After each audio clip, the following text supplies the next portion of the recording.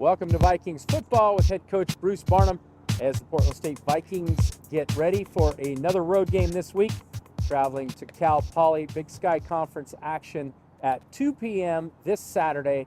You can watch that game on ESPN+. Coach, we're going to talk about the Mustangs in a minute. Let's do a quick review of last week at Idaho. Things didn't go the way you wanted. I'm sure afterward, you and your coaching staff probably reviewed that a little bit and thought we got to make some adjustments here and there. What was your take on that game? Idaho played well, number one. They got the quarterback back. He'd been out a little bit, and, kudos to him. He lit it up. He saw everything, and he delivered the ball, and they made plays. We didn't, so we talked about it as a group. We're in the schneid right now. We need to put together a dub, and the guys are fighting hard, so next opponent is Cal Poly. Good for Idaho. Time to move on. And I know one area that you have talked about several times this season, running game. Got to get that running game going. Actually, the Vikings did get a few good plays in the run offense. Get the running game going, stop the run on defense. Are those points of emphasis this week? They are. They've been all season, Mike, running the football. We're dealing with some things, trying to work around them, whether that's working edge or, different types of runs that we're doing. But we're back at the chalkboard, this week versus a different opponent. What do they do? How do they line up? So, yes, we work on those constantly. But we need to start getting the ball, obviously, in the end zone a little bit more. So, the big plays. We're missing the big plays. We used to have the big plays in the run game. Those have disappeared. We're getting a couple from the pass game, but again, we're facing it. We don't like our record, but I like my football team. So to hell with it. Let's go. Okay. And one thing I noticed in that game, and I think we're going to continue to notice for the remainder of this season, the final month of the season, you had a couple freshmen get out there on the field. Defensively, Kayan Booker, Deontay West, they saw some action, true freshmen. And now you're at the time of year in the NCAA, you can play up to 4 games in a season and still redshirt. So you've got some other true freshmen that may see some action this week, may see it in future weeks. Talk a little bit about how you introduce them to live play. Interesting question, because we've started doing it already. The guys that we think are going to contribute, we brought up from scout team if they hadn't had any games yet, or if they already weren't contributing. We brought them up. You're going to see at least 2 more this game. At certain positions that we're going to get 4 games in. They're good football players. So are they young? Yes, but they're strong, tough, student athletes. That's why we brought them here. So you'll get a little bit of maybe a preview of the Vikes, and you'll see some new faces this week. And a little bit of that, obviously, this time of year is due to occasionally injuries, but it's also due to the fact that you come in here, you got to get stronger. You got to get the experience. You've got to learn the system. And now these guys are kind of at the point where all of those are coming together. And so you find those guys with enough talent to get on the field, right? Yes. And again, they're freshmen. That one of them we actually thought would be starting, coming off injury. He's been banged up a little bit. We thought he's actually going to start as a true freshman. But again, everybody's doing it. Some guys, our original plan was to do it just for conference. There's different ways to approach it, but right now we're doing it. Number one, they are ready, and the other one is we're banged up, so they need to fill in those spots. All right, as we look ahead now to Cal Poly, last week I talked about all the new coaching staffs you face this year. Well, this week you're going to face a guy that you know really, really well because you've seen him around over the years in college football. He's coached in the Pacific Northwest now at Cal Poly. Paul Wolf faced the Vikings many times. And so you know a little about what he likes to do and what he has proven to like to do, even though an old offensive lineman, he loves to pass the football. So explain a little bit about what Paul Wolf and his team is going to bring to the game.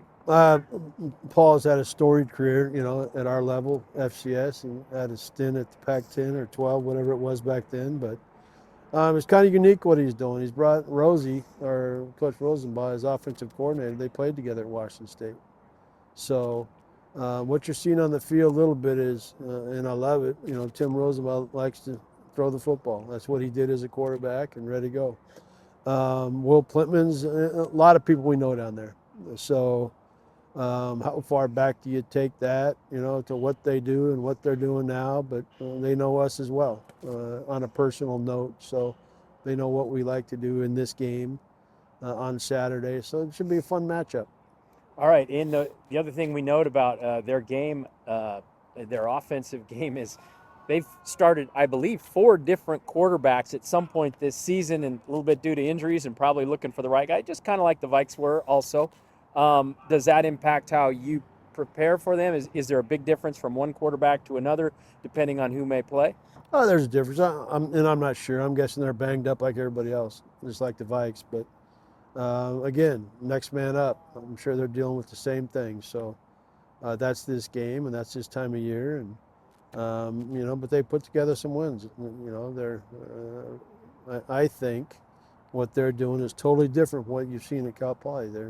They've got some momentum in my mind. They had a big win, a signature win versus Sacramento State. So they're playing well right now. Their defense is keeping them in games. They got some guys over there I really like. A little bit of roulette at quarterback. And again, I don't think it's because this guy is doing bad. I think this guy is maybe banged up. So again, I think it's going to be an interesting matchup on Saturday. Well, it's interesting to look at their record and who they played. We've talked all year about how tough our schedule is, and it's been ranked as the most difficult in the nation.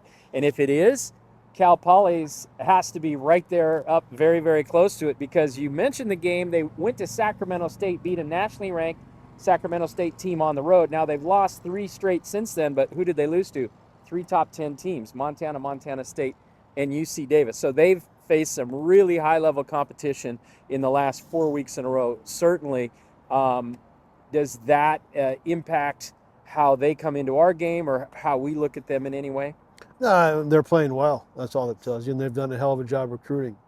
Coach Wolf and his staff, what they're putting on the field, they're different. They look different.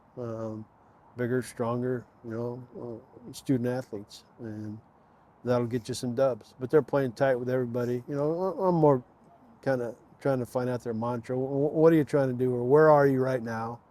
I think their defense is strong. They're keeping them in games. So we'll have a challenge there. And offensively, I think that they have a receiver I'm sure everybody likes. But they have some guys over there. They're patching up a little bit, but they're still being productive.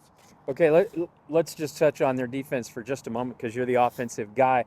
They got a linebacker, Mikey Diamato, leads the 44, I think that leads guy the Big is. Sky in tackles, one of the top guys in the nation in tackles. What's your approach to their defense? That's the guy. That's the only guy I mentioned this morning to our offense. We go through everybody's picture and where they're from, and I say that guy's a good player. I said, know where that guy Run is. away from him. Well, you can't. He's actually kind of fast. We might have him try to cover one of these tiny guys. If there is a weakness, it might be that. But no, he's a hell of a football player. And, they're good. They're strong. They give you a box you should be able to run the ball to, and you can't, because of D'Amato's 44s or whatever the hell his name is. But, and again, actually, we need to click back. This is off topic, but one more staff member down there that I think you might know is Steve Broussard. Oh, yeah. Is also down there. Bruiser. Help put him out. I remember watching him when I was in college, So, anyway, bouncing back, their defense is strong. That's why they're competing with everybody. All right. The Vikings are traveling to Cal Poly. We are flying down on Friday, which coincidentally is Halloween. Coach, you weren't expecting this question today. What was your favorite Halloween costume as a kid? Costume or Yeah. candy? Well, let's start with costume. Or activity? All right. Whatever you got. Activity, let's start there. Because Bobbing for apples. Bobbing for apples. I don't know if they do it anymore. I don't think anybody even knows what that is anymore. Yeah. You sticking your thing in the steel bucket. And Yeah. I won that one, so, that marked me. But Foghorn Leghorn. That's the only one. Foghorn Leghorn. That seems like it's a perfect Bruce Barnum costume. All right. And then Butterfinger. Butterfinger. Okay. My wife will love to hear that. When you go up to that door and you look in the bag after a trick or treat and they treat you and there's not a Butterfinger there, it's a sad day. It's kind of like losing Idaho, Okay. And when you and a lot of Halloween talk today. When you were out, were you getting the full size Butterfingers or just the little mini ones? Well, they didn't have the mini ones when I was Yeah, a me little either. kid.